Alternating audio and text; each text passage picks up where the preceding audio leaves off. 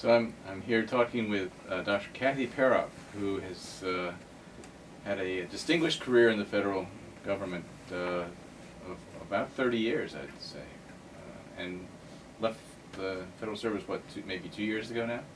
3 years. 3 years, gosh. But you were there at OMB, the Office of Management and Budget, for most of your career, I think, for maybe about 29 years. 29 years at OMB.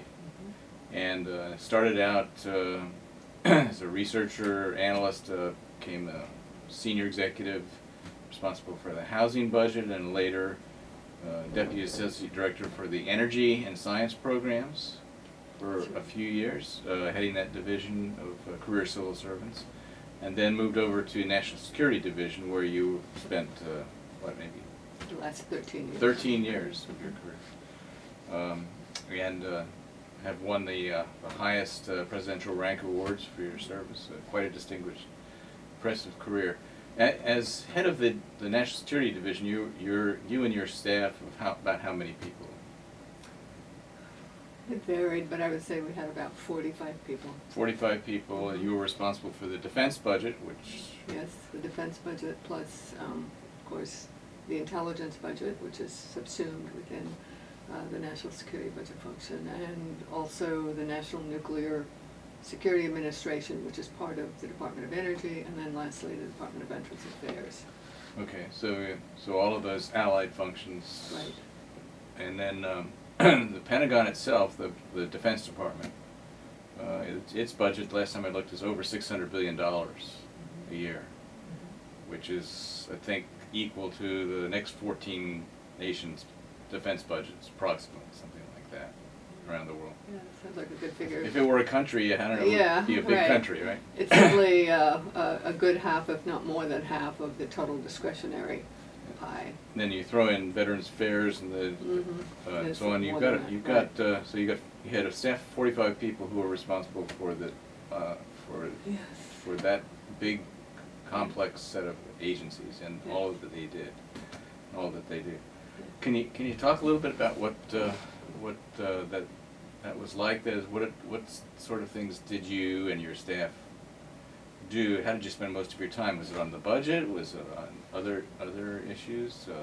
Was it firefighting or dealing with emergencies and wars and things like that? How would you characterize the work? Well, when I took over the division, it was in 2000. And then, obviously, 2001, we had a new world order, and Right. for the next probably 10 years, there was just an extraordinary amount of attention being focused to the war effort. And there was this continual budgeting for what was first called GWAT, or Global War on Terrorism, and then it was renamed to OCO, Overseas Contingency Operation money. Mm-hmm. And so, that was the highest priority at that point, getting the funds to the warfighter, as the Department of Defense always said, and of course as well to the intelligence community. So I would say that for a large number of years, the intensity of our effort was really focused on that. And you can imagine what that's like, because you're fighting a war simultaneously with trying to integrate the needs on the ground with the budget process that you have. Sometimes they don't always work together. It doesn't lend itself to an orderly annual cycle of budgeting. No, and over time we changed the way we did it, thankfully. At first we were doing supplementals, and then Supplemental appropriations requests? Supplemental appropriations requests, sometimes formal, sometimes informal requests. Of course, all of those were considered emergencies. And then we went to, I think, a more rational system where we, knowing that this war was going to be an ongoing war, we prepared the war request, or the OCO request, simultaneously with the base budget request, and sent that up in the February budget. I think I'd say two or three things. One, certainly the most important thing was to make sure that the war fighters, as they were called at that time, and the intelligence fighters, all of those people, and some of the homeland security activities that were funded in OCO got the money they needed. That was, but secondly, OMB in its role also had to make sure that as much as possible we weren't trying to fund a huge amount of base kinds of activities in the OCO budget. And why is that? Because it's essentially, that becomes then a pressure valve to reduce pressure on reduce the need to make trade-offs in the base budget. Because it's if there are caps in place, as there are for other defense spending, it's outside the caps. It's That's essentially exactly uncapped. right. And so we have, I don't know what the exact number is right now, but certainly 1.5 to 2 trillion that we've spent through OCO since the beginning. It's a lot of money outside the caps. And it does raise basic questions about, well, this is an ongoing activity essentially now. Should this really be outside the caps or within the base budget? And we had that debate over and over again. I think ultimately the policy call was that there was no way to account or cover all of the warfighting needs along with the regular base programs within the cap of the BCA, the Budget Control Act cap for national security. But I would also say that what happened, we tried as hard as we could at OMB and we developed criteria for assessing what belonged in the war pot and what belonged in the regular pot for defense. And we got, and I suppose I would say this is one of the accomplishments that I feel pretty good about. We were able to get agreement with the department on what those criteria were, but that was a huge fought out, long fought out battle, so to speak. So partly it's a matter of definition. What is war-related and what is normal, unwar-related defense spending? But you could also argue that over time, what looked like an emergency, that is, you have to go to war, you have to do a lot of things that you didn't plan for in the regular budget process, so there's an argument for treating that as something outside the normal process, outside the caps. There is. But over an 8-10 year period, that argument gets a little strained, doesn't it? Is there any reason now why the war should be treated as a separate category of spending? It does get strained, and I think the response that the Department of Defense would make is that when you have these artificial caps, as we have now, as a result of the Budget Control Act, you have forced them essentially into this emergency funding because there's no way they can do all that they need to do to achieve what they consider their base program and to be ready for whatever wars lie ahead or battles lie ahead and fight the current war. That's a debatable proposition. Very debatable, and that was something that we were constantly having discussions with the department about.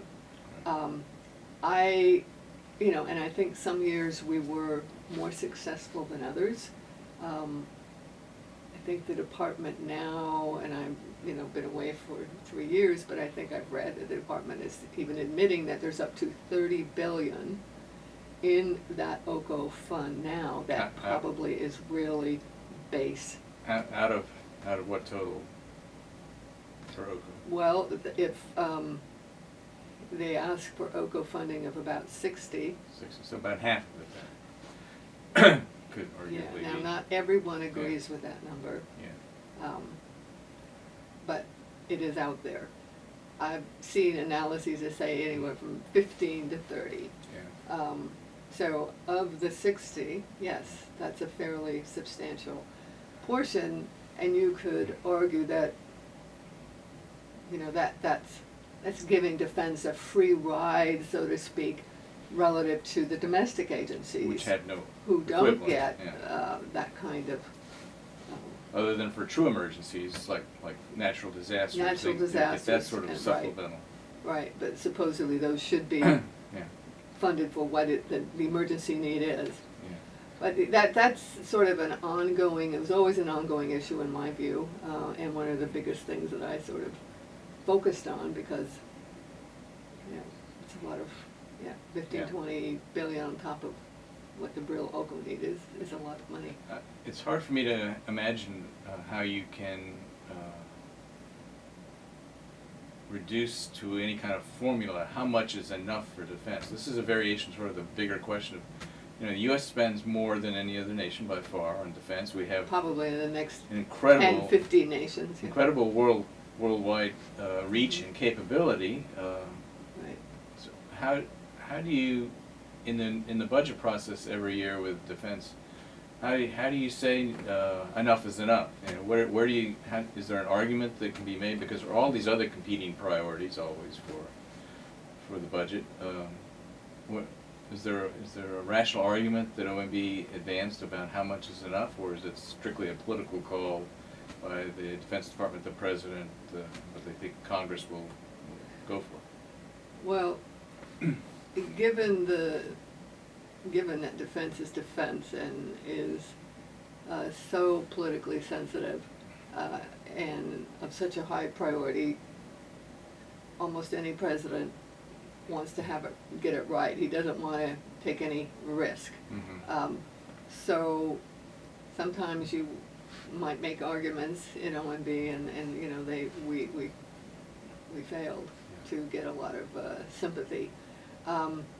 But more specifically, in answer to your question, there is obviously a national security strategy and a quadrennial defense review which lays out the priorities for the department. In both those cases, though, they're at a very high level of generalization, as you well know, and going from that level to what your budget is, you can come up with a lot of different budgets that might fit those broad strategies. Mm-hmm. So yes, they help frame priorities and give you direction as a budget person, but they're not, definitively helpful. Right. Let's put it that way. But at least there's a notion of, this is our strategy, this is what capabilities we need to have in order to deal with the threats that we perceive Yes. going forward. And, obviously, let's take an example. Cyber is identified as a big priority. Right. And if you look at that budget, it has really grown and will continue to grow, and I think it should. Climate change, interestingly enough, is in the Defense Quadrennial Review as something that the department needs to pay more attention to. Mm-hmm. So there's some additional funding there. So there is a connection between the strategy and the Quadrennial Review. Right. And the budget. But I think sort of one layer down in generality would be the annual program review that's done within the department. That really has as its genesis the initiatives of former Secretary McNamara going way back to the 60s. So this was called PPBS, or Planning, PPBS. Programming, Budgeting Systems, Right. originally, and that was Right. McNamara. He brought that from the Ford Motor Company, Yes. right, to the defense. Yes, exactly. And I think that is a really solid process within the department. Mm-hmm. And in a minute, maybe I'll talk a little bit more about what we call the joint review. Mhm. But as part of our joint review, OMB would sit in on that program review held at DOD every year. Mhm. And some of the department's best and brightest would do analyses on not every single program. You can't do that every Right, year. right. But they would pick those programs where there were issues, issues defined by having major cost overruns, huge performance issues, political questions coming up from someplace, the White House, the Hill. These would be the weapons Secretary. development programs, things like that? Weapons development programs, obviously, the F-35, the Apache helicopter, whatever. So weapons programs, but also, more recently, I think, in the last few years, some of the benefit programs for our military, whether housing, health, pay, Retirement. right, child care, retirement, as you know.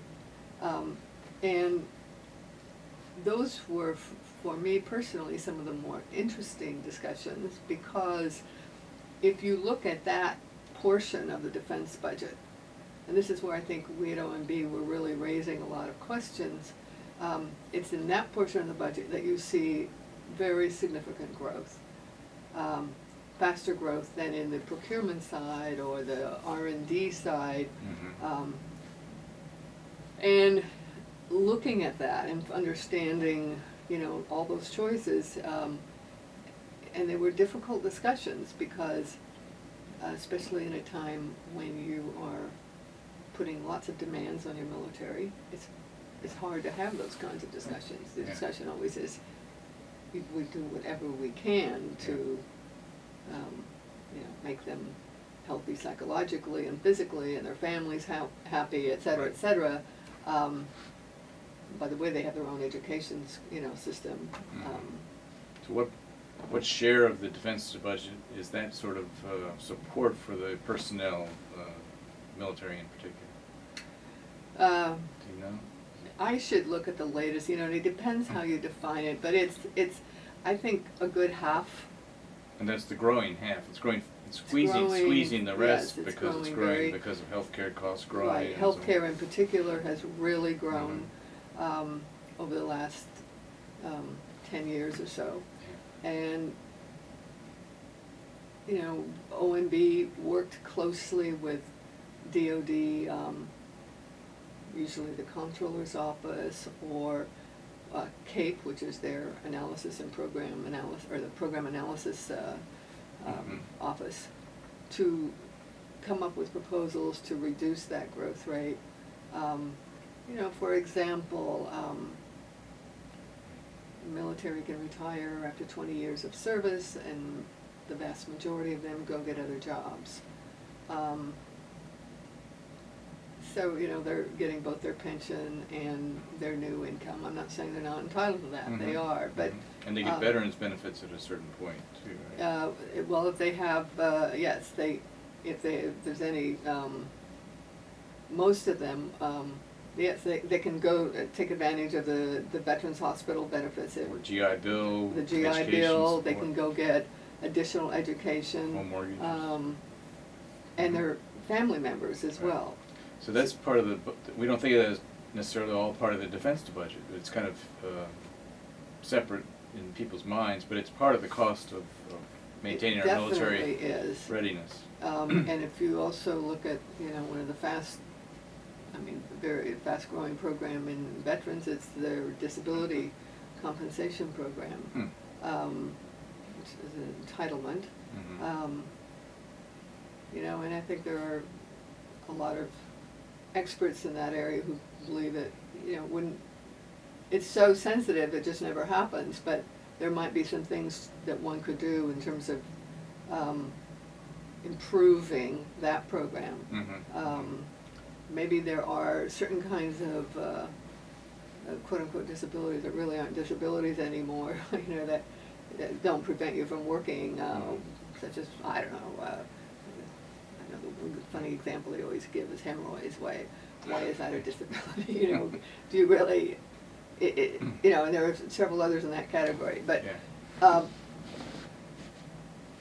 we raised some of those issues, but in the veterans area, it's very, very hard to get that kind of solid analysis. Well, I want to come back to some of the challenges facing the budgeting for defense going forward, but you mentioned some distinctive characteristics of the process that separated from the the process that's gone through in reviewing the annual budget requests of other agencies. You mentioned the joint reviews, for example. Yes. And so it is quite different for those who are familiar with the regular process, where the agency spends a lot of time on its own developing its budget proposals, whatever they turn out to be, and brings those in the fall to OMB, and then the examiners at OMB look at those and review them and essentially make recommendations to the director, to their political leadership about what to support.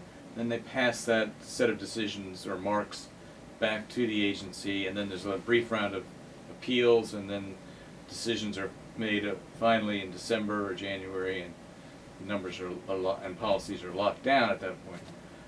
It's different, isn't it, for defense? How can you talk about the process and how different? Yes, it is different, and it's a difference that goes back to really the beginning of the Department of Defense. It's been around a very long time. It's referred to as a joint review, but I'll say up front that the quality of the jointness will vary sometimes from administration to administration or personality to personality, depending on who's the comptroller, the secretary. Having said that, the first big difference, and you pointed to it already, is that the Department of Defense does not submit a budget to OMB in September or October as do other agencies. And you know, when I first went into that division, that security division, having been on the domestic side, I kept raising, well, why not? Why can't we put that budget together? And get it over, and we can review it, have something to look at sooner. Never won that. They basically say it takes them too long to get their budget together. They can't have it ready by September. But what does happen, and I think there's some real benefits to this, is that the staff, OMB staff, are invited over to early discussions within the department and sit in on various programmatic reviews, and can, you know, they have voices at the table and can raise issues saying, you know, OMB has some concerns about this, or OMB likes this, or you're not taking into account a priority right now that we're picking up from the National Security Council. So there's that give and take and sharing of information and signals very early on in the process. I think that's actually a good thing. At that point, do they have a top line mark that they're Yes, told at that they have point to live with? Yes, they do have a top line mark. Okay. We would have sent them that guidance before that. Okay. And the comptroller would have spread out, you know, allocated that mark to the various military offices or services. So, Okay. yes, they do. And that doesn't mean that their initial submissions aren't within it. They're usually Right. not. Right. But Which would be true of other agencies as well. yeah, right. So I think that participation is a really good thing. And I've often wondered if that wouldn't be at least something to think about. Because the analysts the at OMB, domestic they side. learn a lot, and they Yes, and it you know, it's a more, I don't think that OMB gives up much of its equities in that process. Yeah. You're sharing information. Right. It's more of a collaborative style. But you reserve the right to, and you will, as we do, put a pass back together for defense, just as we do for all of the other agencies sometime in early December. You're reserving your right to put something in pass back that may be in conflict with what has come up through the department process. Does the process vary very much with who is the Secretary of Defense or who's the President? Has it changed while you were there? Did you observe, or is it always very professional, routine kind of? I would say it's fairly professional. Once it gets though to, okay, let me just describe one or two additional steps of the joint review. The big budget issues or program issues are settled or at least discussed by a senior group of military officers, the 4 stars, and secretaries of the services, along with the deputy secretary. Mhm. That group meets frequently during the latter part of the budget season, starting in, September, October, November, and then and more as you get closer to December. Mhm. And the deputy then will make decisions, sometimes in those meetings, sometimes not in those meetings, that then go to the secretary. OMB is invited and represented in those deputy meetings. Mhm. And I sat in on a lot of them. I found them extremely interesting and helpful. I think sometimes some of the senior military were a little uncomfortable with OMB being in the room. Other times they liked us being in the room. It depended. Mhm. Then you would have, as an OMB representative, you would have a sense of where the secretary, deputy secretary was leaning. Mhm. But you didn't get, and if I have a frustration with the system, would be this: sometimes he or she would make the decision after the meeting, and the communication of that to OMB was not always very transparent. Uh-huh. So once it left that meeting, it became somewhat of a black hole. Mhm. And this is I think, from an OMB perspective, a bit of a flaw in it. In the most critical part of this process, it becomes a black hole, and When do you find out what's in that black hole? you would not see you never got a budget until all of a sudden they're putting the data into the system of OMB. Mhm. And that's in December. Now, this is where the quality of your relationships with the department are so critical. Mhm. I was, on the phone all the time with the senior people at DOD, and I gave them information that was useful to them. They gave me information, so that most of the time I knew Yeah. exactly where there were going to be. There was enough communication going on. Yes, You there could was. Figure it out. If Did- you don't have that, though, you can have, that's where the system could break down. Now, you're the top career person, Mhm. but you report to an associate director of OMB who's a political appointee. Right. Did that person have to intervene at times, or was that Oh, helpful? yes. Okay. Oh, yes, absolutely. Okay. Absolutely. Get a little leverage that way if you need it. Oh, more than, yes. And then, of course, it could go very quickly up to the deputy or director, very quickly. And I recall. Depending, there's where it depended on the secretary. I mean, Yeah. like Rumsfeld had absolutely no clue. He would be on the phone to the director, like, And one time, I remember, I was told by my then pad to, I can't even remember what the message was, but it was to call over to the department and give a signal about what the mark was likely to be the past, and within an hour, Rumsfeld was on Mhm. the phone to the director. Right. I recall in the Reagan administration, Cap Weinberger, who had been an OMB director previously, a BOB director, and the Secretary of Defense would come in with charts and present graphics to the President Reagan, showing a big Russian tank and a smaller U.S. tank, Absolutely. arguing for a big increase in the defense Yeah. budget. So, was that unusual to have the President making choices in the defense level of defense spending? Has that happened since then, or is that unique, that period of time?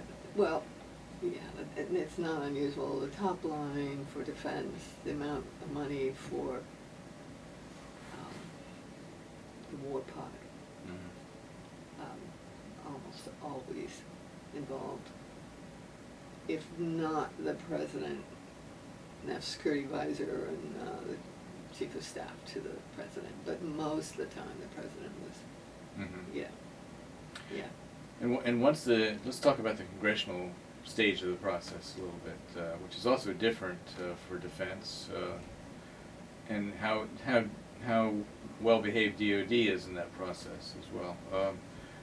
One of the unique characteristics of the defense budget annually on the Hill is that there's a separate authorizing bill that passes alongside the appropriations bill. Usually they go roughly in tandem. You probably know better than I just what the variations are on that. So a lot of the work that might be done in an appropriations bill can be, in terms of giving policy guidance to the department and so on, could be, I assume, done in the authorization bill. How do those two pieces of legislation join or Well, I interact? would say you've got policy guidance in both the appropriations and authorization bills. Okay. You have two very strong committees who work well together generally, who respect each other's turf, and are very aggressive in making sure, you know, they have voices, and in the sense that the authorization committee would consider it a major failure if it didn't get its bill out every year, and it has succeeded.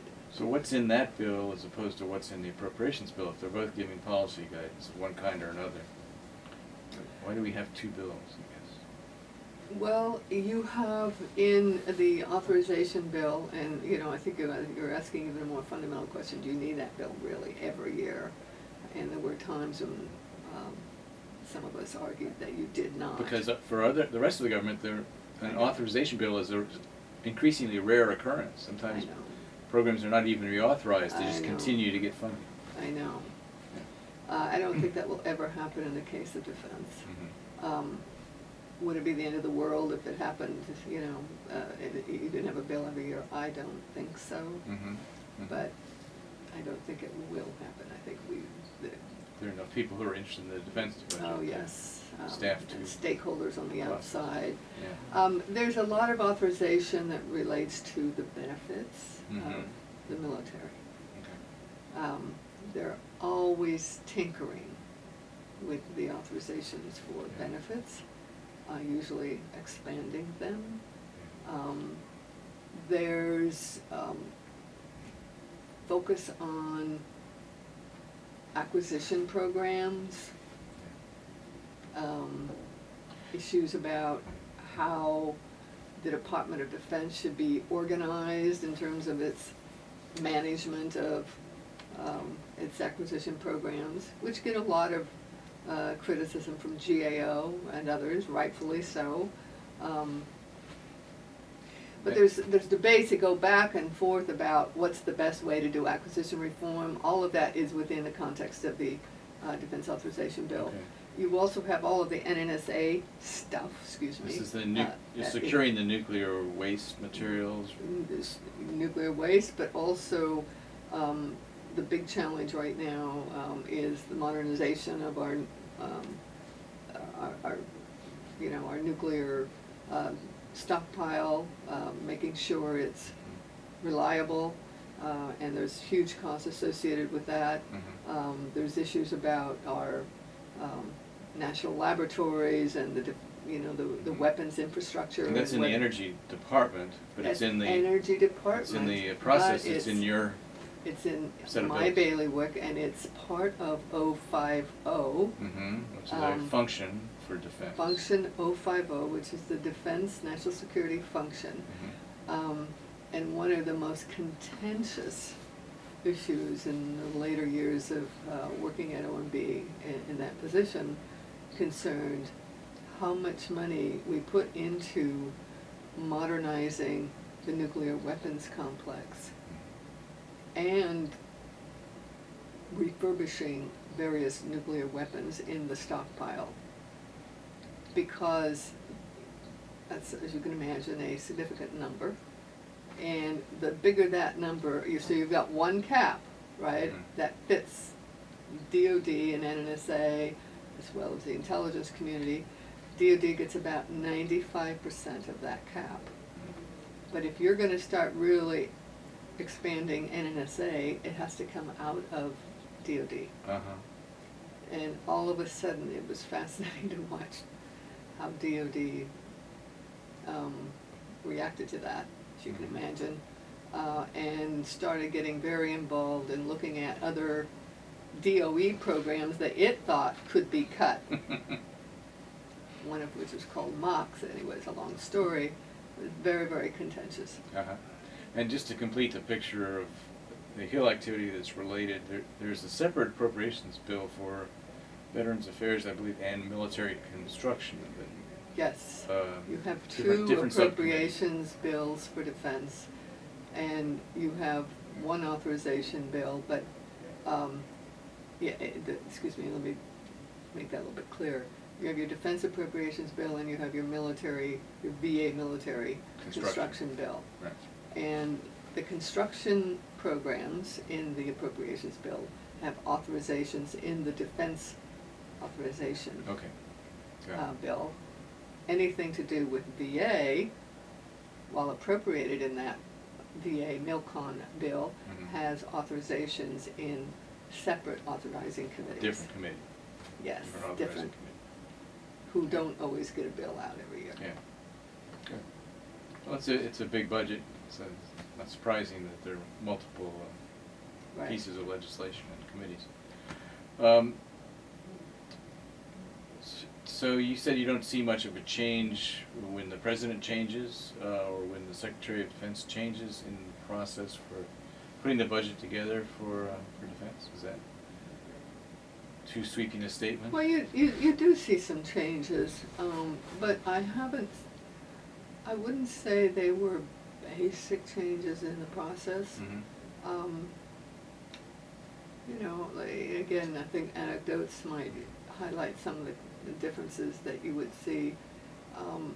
Under President Obama, the First Lady and Second Lady took extraordinary roles Mm-hmm. on military issues, particularly military family issues that affected both the VA and the Department of Defense. And they were, you know, there were some budget issues that had been signed off at highest levels, and then they got involved and some changes were made. Uh-huh. That was unusual. Yeah. That was unusual. I think, you know, the relationship between the Secretary of Defense and the President can vary. Rumsfeld had an extremely close relationship with Bush and Cheney, so that was one model. I think there have been other Secretaries of Defense who, you know, were not on the phone just all the time with the President. Mm-hmm. And so you see that. But defense being defense, generally, its big issues are going to get the attention of high-level people, and more often than not the President. So you just, when you're working in this world, you just have to accept that that's going to be the case. I should ask you about execution of the budget in defense, because it is a real challenge. There's so much money flowing in so many different directions, and the Defense Department's never successfully completed a set of audited financial statements, which I think is the That's right. only department to fail to do that so far. That, again, is a reflection perhaps of the scale. Is it really, it probably is the only department that's failed? I think so. I think that's It hasn't right. got audited, clean audit. Did your staff have any time left over from all of the other activity to try to dig into some of the management challenges on the financial side or otherwise at procurement and so on at DoD? They're perennial problems that Right. everybody works on all the time but don't ever seem to get solved. Yes. Well, yes, they did. And we worked on them within the frameworks of different administrations and the way they handled their approach to management. Mm-hmm. You know, in the Bush administration, as you well remember, it was the President's management agenda and the kinds of meetings we had tracking management priorities, sort of cross-cutting management priorities, and we worked, you know, people put a lot of time into that in the defense side. And also at DoD, I think that approach worked pretty well. Mhm. I'd say there are two reasons for it. People at the top paid attention. And if you don't have people at the top paying attention, then attention won't be paid Mhm. throughout the institution. And the second, I think there was a clarity to that system. And there was priorities. There were priorities set in that system. Yeah. We weren't doing everything. There were a set number of things. And so I would give that particular approach a high grade. So yes, we were extremely involved. And I would say also that we got lots of good cooperation from the Defense Department and Intel Department. And we were sort of on our own. We really pushed to apply all of those presidential management, that whole process to the intelligence community. They had never had that before. So, That's good. that was an interesting experience, but I think very helpful one. I think there was another exercise you remember well, a program assessment rating tool. The PART, yes. PART. In the Bush administration, George W. Bush administration. Yes, that was a huge burden for us just because of the large number of programs in DoD. And why was it a burden? It was because we were doing absolutely every single program. Mhm. It's a good goal, but it almost killed us. That was, the staff burden there was extraordinary. Uh-huh. So if I were to give any recommendation, it would be, pick a targeted number of things. You can't do everything all at once. I also believe that if you don't have the agency on board with you that this particular issue is something that is important, it's just almost a wasted effort. And sometimes that has happened, and DoD, you spend all your time fighting with DoD, and that can undermine you considerably. I mean, they really disliked PART. They thought it was a waste of time. At the same time, it's getting all sorts of awards from outsiders. So, I think when doing, working on the management issues, I like the idea of the director of OMB sitting down with the agencies, the White House, the Hill, and developing a top-level set of really big issues that everybody agrees on, and then working collaboratively. That process can vary, but working collaboratively with the agencies. And the Obama administration has been more selective and targeted its efforts on a subset of everything it could work on. I think that they moved in that direction, yes. But all of those things that you just mentioned are part of a sort of long-term change, probably affects other agencies more than defense, in the focus shifting from just process and compliance toward trying to measure what your results are, or what you're aiming at least, be clear about that, and then manage to those objectives. And under the GPRA, Government Performance and Results Act, civilian agencies have been working in that direction for, I guess, now more than 20 years. But there's a tradition of obviously strategic thinking and planning and programming and budgeting and linking all those together in one system in DoD that goes, as you said, much farther back than GPRA. Way back, So, yeah. and maybe GPRA is kind of irrelevant to what DoD is doing because they're already doing something like that, or is that not true? I would, probably for me to say it's irrelevant, but I think, I believe that the system they have is essentially achieving a lot of what GPRA, or was it now GPRA MA? Modernization Act, right, since 2010. Once, obviously in the case of DoD, it's just DoD.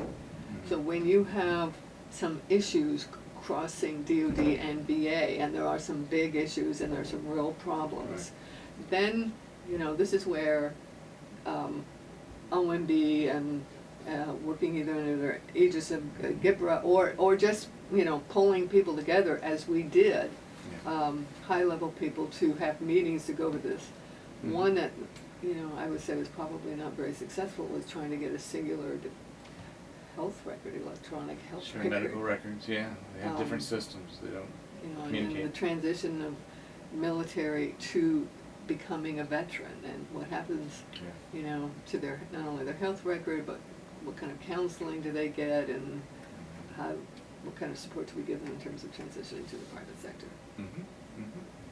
Mm-hmm. So those are those issues that really don't get caught up in that annual review at DOD. And that's when OMB with the National Security Council would organize meetings, and I think, that most of the time they were pretty successful. So let's end this discussion with sort of look ahead at some of the challenges from a budget standpoint to the defense world. As we're talking, we're on the eve of a presidential election. We don't know who the next president's going to be necessarily. But whoever that is going to face some big international challenges and risks that may not even have been identified at this stage. Do we have a system in place that will ensure that the resources are going to be there to deal with all of those threats as they arise?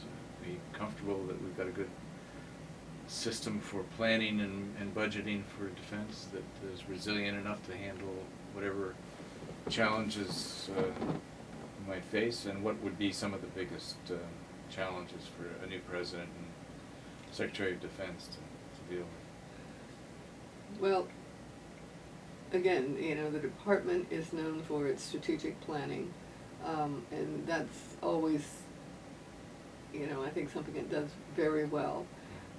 But I think the bigger, more interesting question is, how you budget for the future. Yes, it has an outward budget plan, unlike other federal agencies. There is a 5-year budget plan, and there is a very detailed programmatic breakdown year by year that is consistent with the overall strategy. And that, I think, is one of a second thing I give the department kudos for, because that takes a lot of work to do that. Yeah. But it's the focus on the long term, and it is designed to be in sync with the defense strategy. Each year it's changed a little bit. It's revisited every year. So it's alive. It's moving.